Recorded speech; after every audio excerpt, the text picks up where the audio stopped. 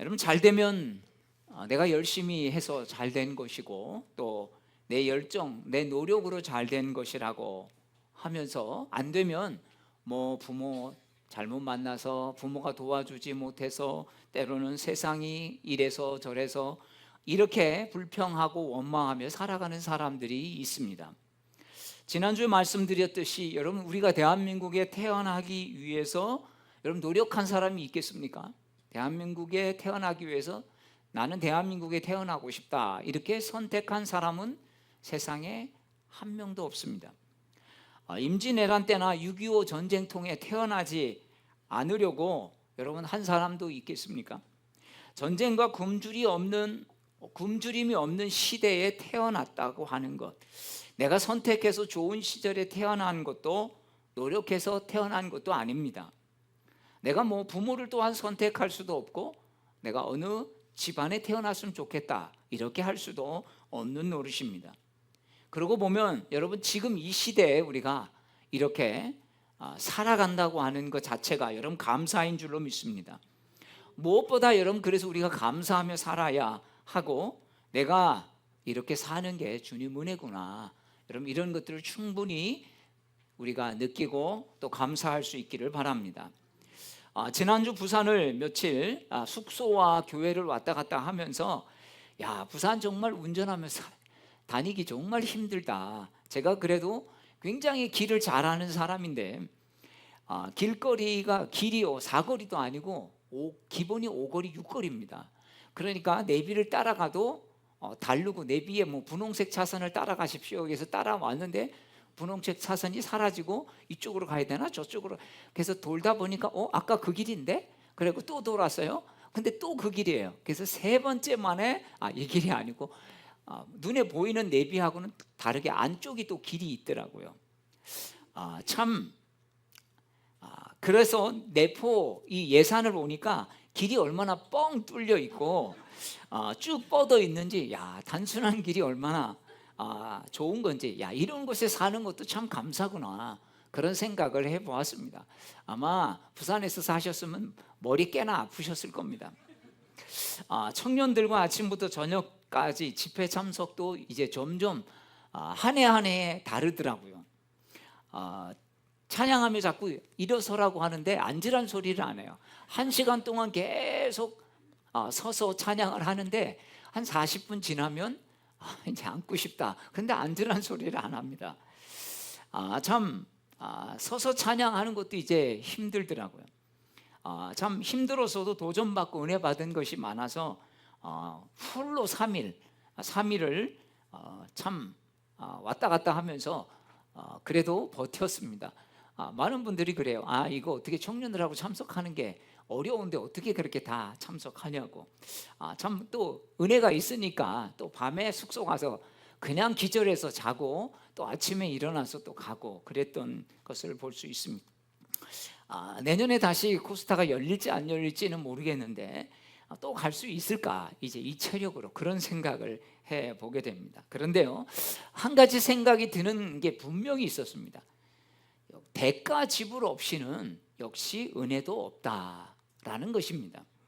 아무것도 안 하면 아무 일도 일어나지 않습니다. 여러분, 우리 삶이 그렇죠. 우리가 힘들어도 거기에 내 시간과 내 정성을 들이지 않으면 아무것도 일어나지 않는다는 거예요.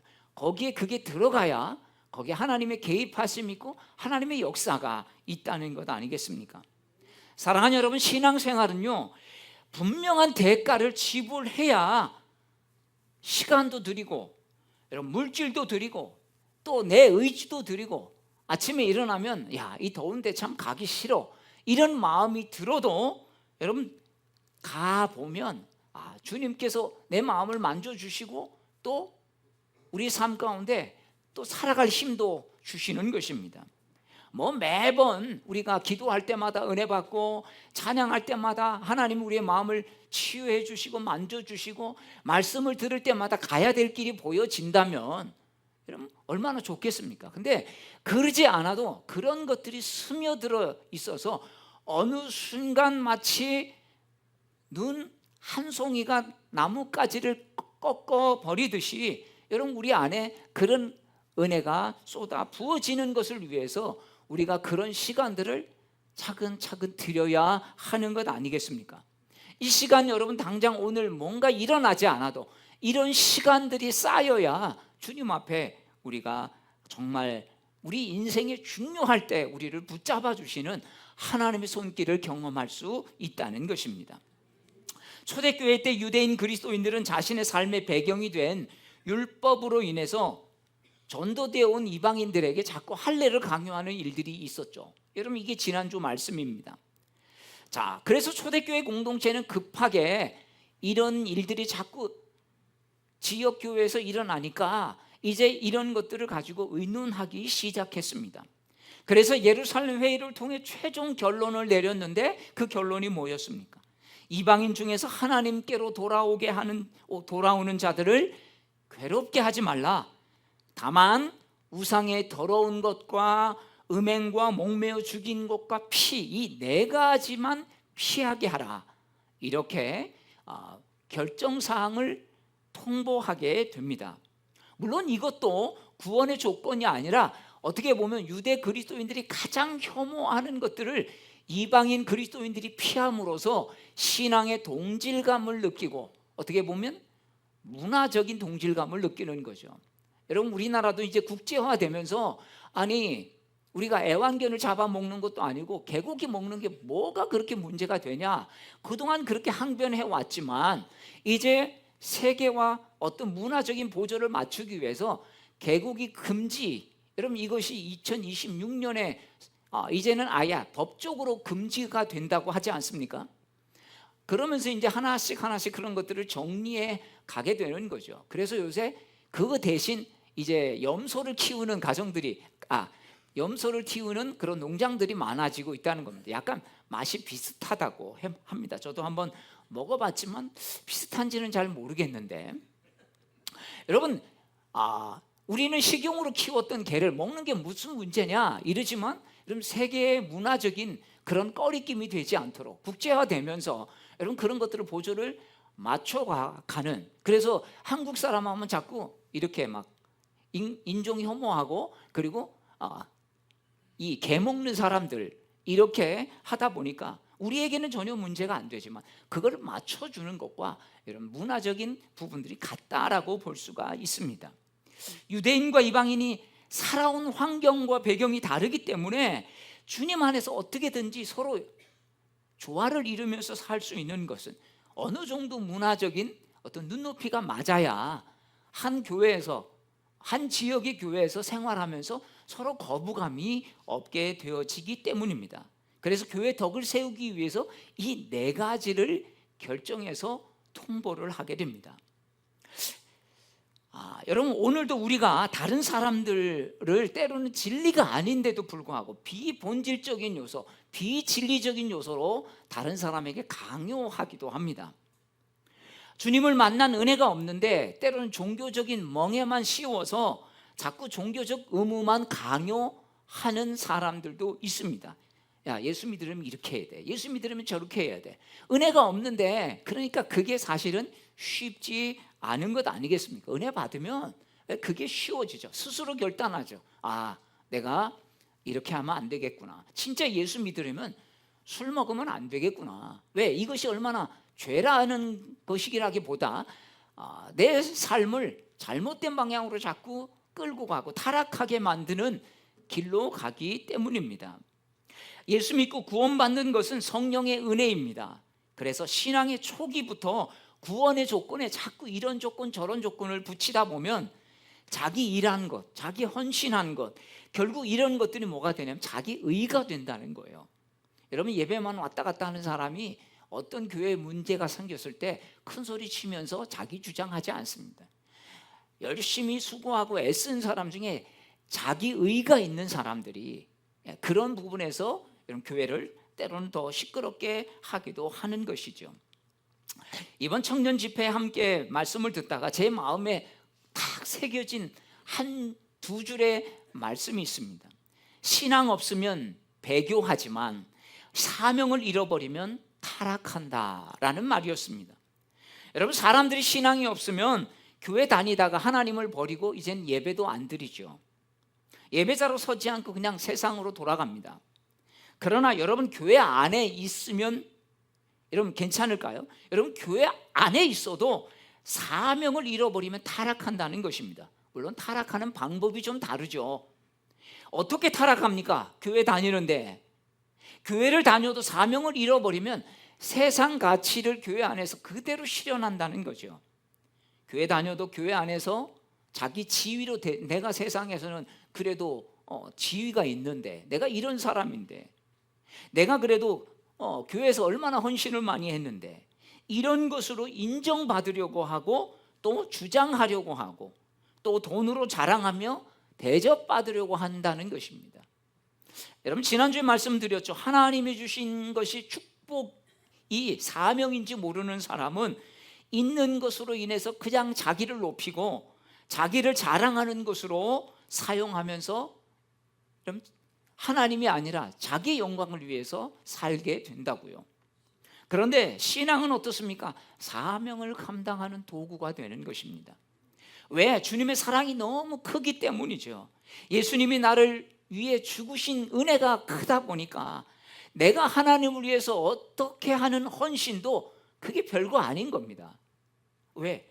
예수님은 자기 목숨을 우리를 위해서 주셨기 때문에 우리는 이런 목숨을 하나님께 드리지는 않지 않습니까?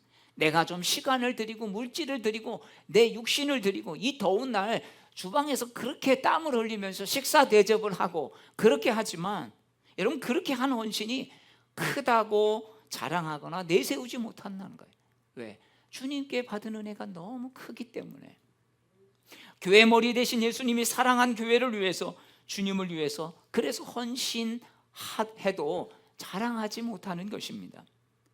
바울이 이 사랑을 다메섹 도상에서 주님을 만나고서부터 이게 얼마나 실제가 되었으면 그 다음부터 어떻게 합니까?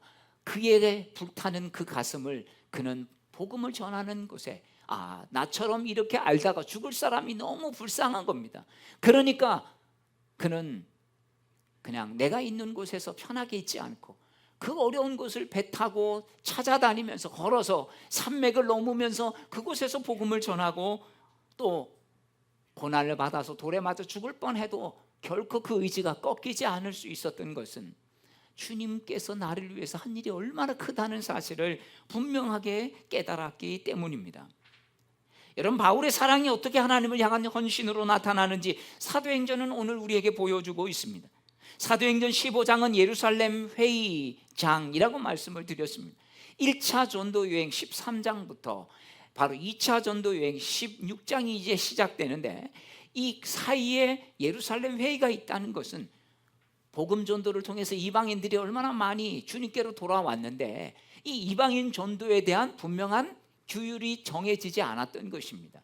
그래서 여기서는 할례를 받아야 된다, 율법도 지켜야 된다, 예수 믿는 구원 가지고는 구원 못 받는다, 예수 믿는 것에다가 다시 할례도 받고 율법도 지켜야 된다, 이런 일들이 자꾸 생기니까 이게 혼란이 온 거죠. 그래서 예루살렘 회의를 통해서 결정이 되고 2차 복음 전도부터는 이제는 바울과 실라와 또 바나바와 마가 요한과 따로 두 팀으로 나누어서 선교를 하지만 바로 이제 분명히 복음이 분명해졌던 것을 볼 수 있습니다.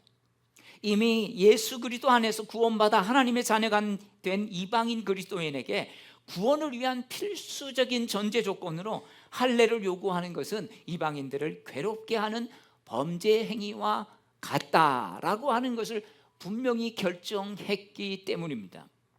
자, 오늘 본문은 야고보의 최종 판결 이후에 있었던 후속 조치에 대한 이야기입니다. 그래서 우리가 15장 1절부터 21절까지 내용을 여러분 어느 정도 염두에 두고 오늘 이 말씀을 들어야 할 것입니다. 자, 예루살렘 교회에서 결정한 것을 전달할 사람들을 이제 결정해. 지금처럼 인터넷에 딱 공고를 하든지 아니면 뭐 공문을 쫙 발송하면 되죠. 공문 직인 찍어서 감독, 회장, 감리교로 말하면 또 연예 어떻게 보면 감독. 그래서 우리는 이렇게 법을 정했습니다. 자, 각 교회에 실행하십시오. 그러면 딱 보내면 그것을 받아서 여러분 다 지방으로 발송을 하게 되죠.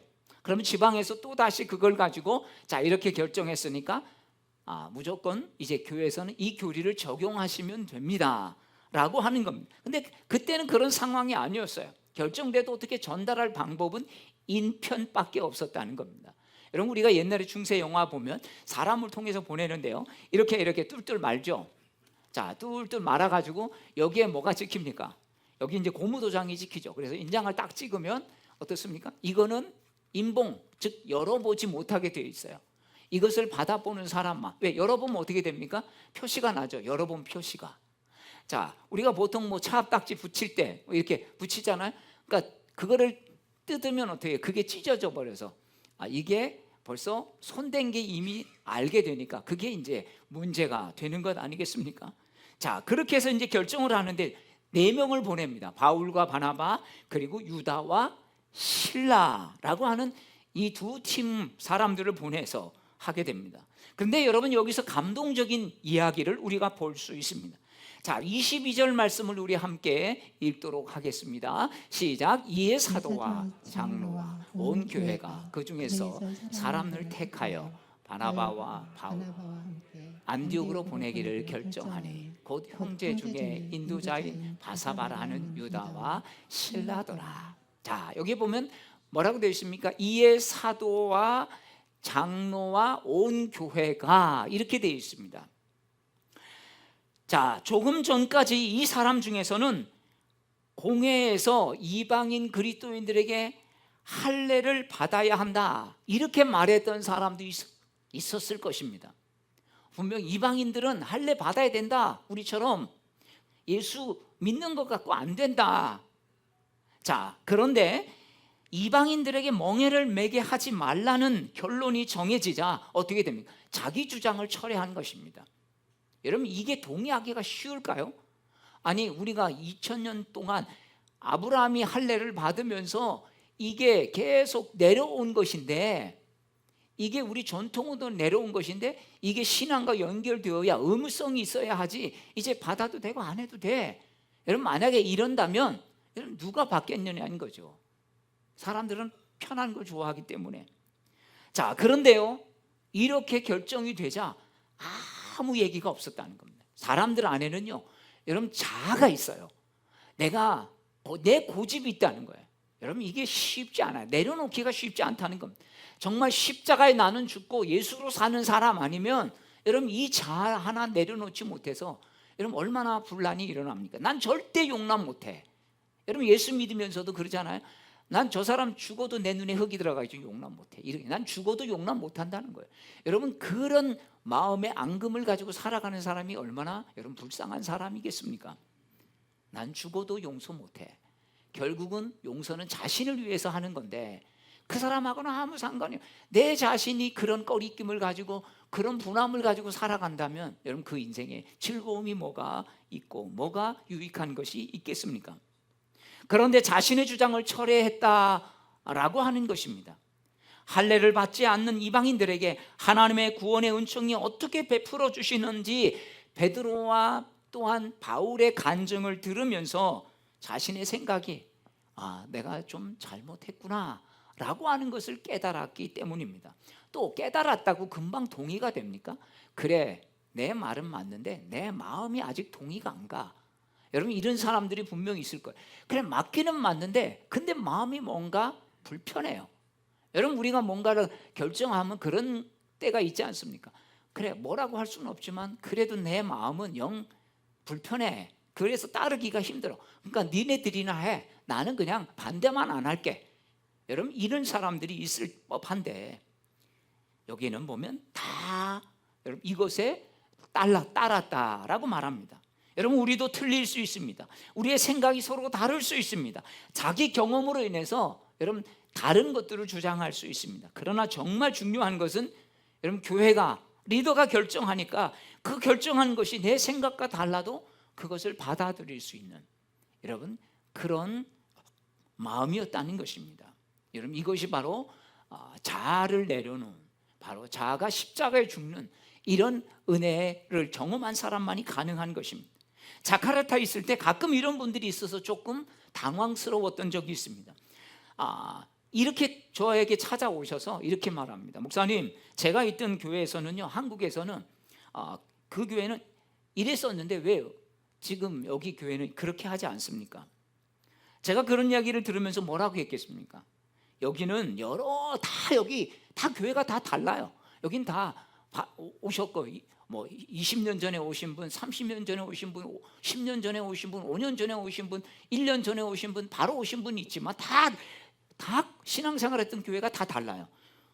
우리 교회에서 이렇게 했는데 이렇게 하면 누구한테 맞추겠습니까? 그냥 다 틀리니까 진리에서 벗어난 게 아니면 따라 주십시오, 이렇게 말씀을 드렸습니다. 그러니까 이해하더라. 그렇구나, 다 다른 교회에서 왔구나. 비본질적이고 또 본질에서 벗어난 거 아니면 비본질적인 것은 따라야 되겠구나. 그런데 그렇지 않은 분이 딱 한 분 계셨어요.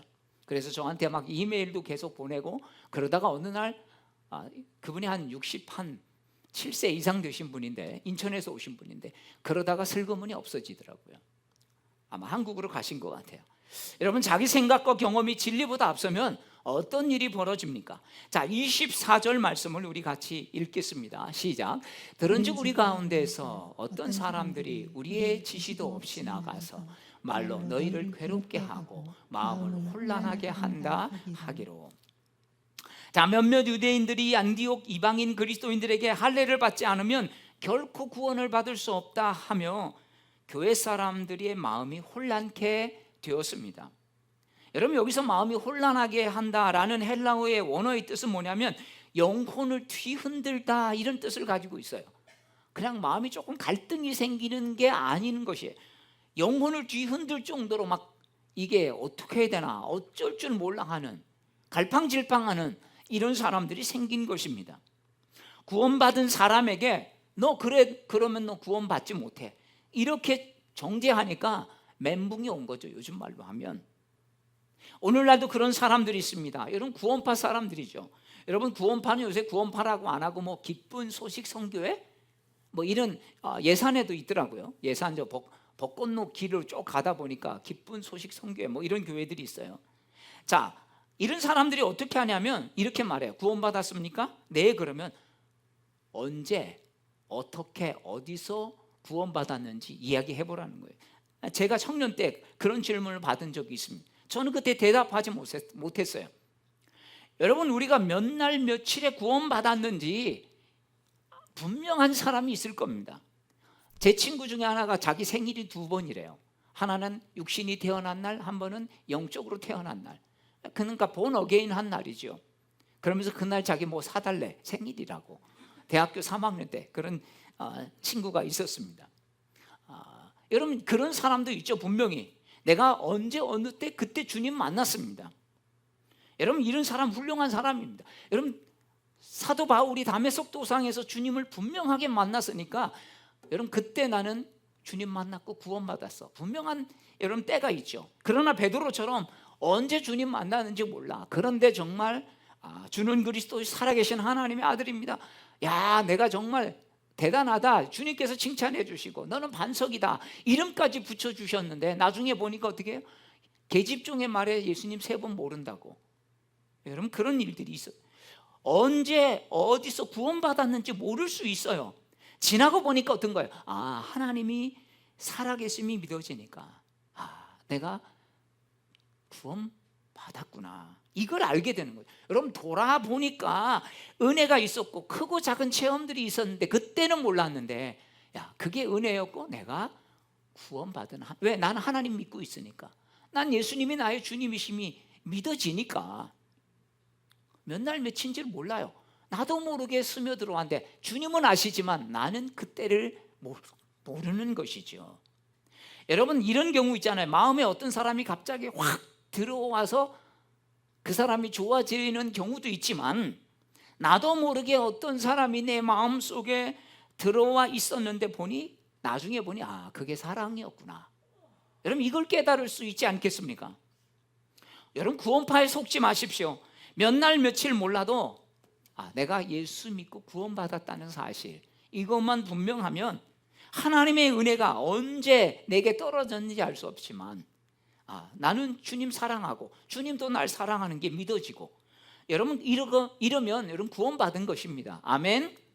몇 날 며칠 여러분 알아도 좋고 몰라도 상관없는 것입니다. 그걸로 억지로 그냥 깨 맞춰갖고 난 몇 날 며칠일 것 같아, 여러분 자꾸 이럴 필요가 없다는 것입니다. 초대교회도 이런 은혜가 있었습니다. 예루살렘 교회가 결정하니 따르고, 그리고 각 교회에 전하죠. 성령과 이 요긴한 것들 외에는 아무 짐도 지우지 아니하는 것이 옳은 줄 알았노니. 여러분, 안디옥 교회가 예루살렘의 회의를 받아들일 수 있었던 것은 저절로 되지 않습니다. 그 사도와 선생의 권위에 복종한 사람들과 그 소식을 전한 그런 사람들의 헌신이 있었기 때문이죠. 여러분, 안디옥 교회에서 예루살렘 교회까지는 한 직선 방정으로 한 500km가 됩니다. 그러니까 서울에서 부산까지라고 볼 수 있죠. 지금도 한 5시간 걸리겠죠. 그런데 500km, 왕복이면 1000km입니다. 그런 먼 길을 마다하지 않고 오는 사람, 바울과 바나바는 예루살렘 공의에 참석하기 위해서 그 먼 거리를 갔다 오는 수고를 마다하지 않았습니다. 이런 사람들이 있었던 거죠. 또한 이뿐만 아닙니다. 평소 이방인에 대한 거부감이 있었는데 하나님께서 주신 마음, 환상을 보면서 자기 생각을 어떻게 이방인하고 같이 교제해, 이런 생각들을 가지고 있는 것을 버리고 이방인 고넬료를 찾아가서 복음을 전한 베드로가 있었기 때문에, 그래서 이 고넬료가 예수를 믿지 않습니까? 사도들과 같은 사람들의 수고와 섬김을 통해서 안디옥 교회를 비롯한 많은 교회들이, 이방인들이 세워지고 있고 예수 믿는 사람들이 많이 생겼다는 그런 것들을 들으니까 여러분, 그런 헌신자들을 통해서 여러분 그게 간증이 된 거야. 이방인들도 하나님 저렇게 부르시는구나, 그러니까 다른 무거운 짐 지게 하면 안 되겠구나 라고 한 것입니다. 여러분, 복음 전하면 알죠? 복음 전하기 어렵습니까? 어렵습니까? 예, 복음 전하는 게 절대 여러분 쉽지 않습니다. 복음이 전해졌다는 것은 누구의 수고와 헌신의 결과입니다. 여러분들이 이 자리에 앉아 있는 이유는 여러분 누가 복음을 전했기 때문에 그런 것입니다. 그게 부모님일 수도 있고요, 그게 또 다른 사람의 수고와 섬김과 헌신일 수도 있는 것입니다. 나를 위해서 이렇게 내가 신앙인으로 살아갈 수 있도록 여기에 앉아 있을 수 있게 하신 분들 지금 한번 생각해 보십시오. 목사님일 수도 있고 전도사님일 수도 있고 또 여러분 어느 집사님일 수도 있고 권사님일 수도 있고 장로님일 수도 있습니다. 우리나라의 복음이 쉽게 전해졌습니까? 자신의 인생의 편안함과 부요함을 버리고 멀다 먼 타국 땅에, 인종도 민족도 다른데 뭐 한국말도 못해서 겨우 배워가지고 와가지고 여러분 말하는 게, 여러분 우리가 보면 외국 사람이 말하는 거 보면 신기하죠. 안녕하세요 뭐 이렇게 말하는, 신기하죠. 여러분, 가난하고 질병에 시달리는 나라인 우리나라에 복음을 들고 찾아온 사람들이 있었기 때문에 여러분 우리가 복음을 들을 수 있지 않겠습니까? 여러분, 이게 돈이 되는 일입니까? 사람들은 돈 되는 일은요 아프리카까지 찾아갑니다. 자신의 명예가 얻어지는 일이었습니까? 권력이 생기는 일이었습니까? 오히려 엄청난 선교 비용을 가지고 왔어야 했고요, 자신의 명예와 안락함을 포기해야만 여러분 이 먼 곳에 와서, 여러분 지금 저도 선교지에 있었지만 선교사들이 제일 힘든 것들이, 자기 동기들은 한국에서 목회하면서 안정적으로 하는데 자기는 선교지 가서 20년 30년 있다 보면 자꾸 자기는 퇴보하는 것 같고 자기는 점점 불안해지죠. 한국 교회가 코로나로 인해서 선교비도 끊고 정말 선교사님들이 많이 힘들었는데, 그런 자신의 모습을 보면서 동기 목사들하고 비교해 보니까 여러분 이런 어려운 과정들을 이기면서 선교를 했기 때문에 여기까지 온 것입니다. 그들의 편안함과 인생의 안락함만 생각했다면 여러분 복음이 이렇게까지 전해지지 않았을 것입니다. 오늘 말씀도 등장하는 바울과 바나바 그리고 유다와 실라와 같은 사람들이 권면하여 굳게 세웠기 때문에 여러분 건강한 교회가 세워질 수 있었고, 이 건강한 교회를 통해서 여러분 복음이 우리나라에까지, 유럽을 통해서 미국을 통해서 여러분 한국에 여러분 전해진 것이 아니겠습니까? 우리 주변의 사람들에게 내가 만난 하나님을 증거하는 것, 여러분 다음 사명은 바로 우리에게 있는 것입니다. 우리 보고 여러분 멀리 가라고, 아프리카 가서 선교하세요, 여러분 이러십니까? 여러분 모르는 언어 배워가지고 그걸로 선교하라고 합니까? 아니죠. 엄청난 비용을 들어가면서 선교하라고 합니까? 여러분 아무리 해도 비타 500 한 박스 하고 여러분 건빵 줘도 아마 집에 아직도 있는 분이 계실 거예요. 그거 갖고 전도하십시오. 그래도 줘도 가져가긴 했지만 이거 어떻게 해야 되나, 이런 분도 분명히 있을 겁니다. 여러분 벌써 동남부는 가져가십시오. 제가 다시 또 만들어 놓겠습니다. 지금 여기 2층에도 있고 여기도 1층에도 있고 지금 쌓아놓은 게 있습니다. 여러분 우리 주변 사람들에게 내가 만난 하나님을 증거해야 합니다. 믿지 않는 가족을 위해서 기도하며 복음으로 권면하여 굳게 세워야 합니다. 가정에서 믿음으로 살아야 전해지는 거예요. 여러분 어떻게 보면 가족들을 전도하기가 제일 어려운 것이, 왜? 가족들에게는 말로만 전도가 안 되니까. 또 예수 믿으면 네가 삶으로 보여라.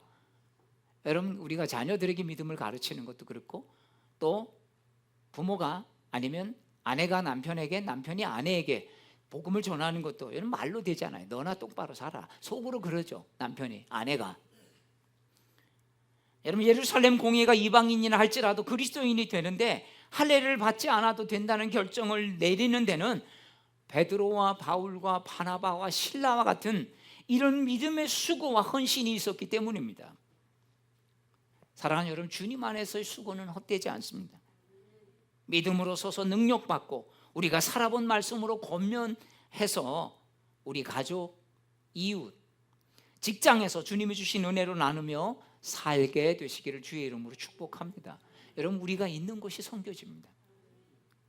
우리 가정이, 우리 동네, 우리 직장이, 여러분 우리가 있는 곳에서 멀리 가라고 하지도 않지 않습니까? 이런 은혜를 증거하며 살아가는 그런 복된 그리스도인이 되시기를 주의 이름으로 축원합니다. 우리 다 함께 일어나.